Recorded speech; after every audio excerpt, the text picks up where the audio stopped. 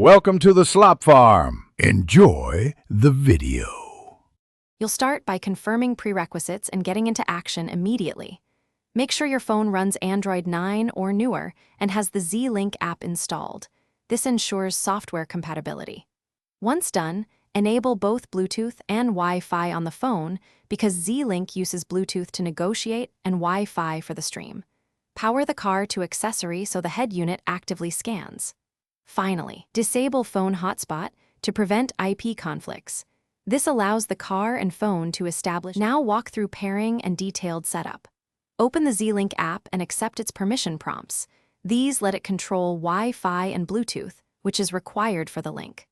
On the head unit, pick the wireless Android Auto or Zlink source, then enable pairing mode so the two devices can find each other. When a PIN appears, compare and accept it on both the phone and the head unit. This step secures the connection. Make sure you allow Zlink to change Wi-Fi so it can create the correct local network. Finish by finalizing permissions and checking functionality.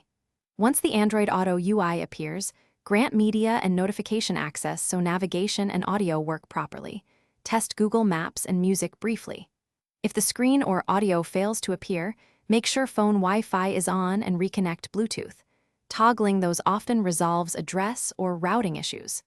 As a troubleshooting tip, force stop and restart the Zlink service in the app. And if problems persist, reboot the head unit. This clears stale sessions and typically restores the connection. Thanks for watching. Consider subscribing if we helped you today.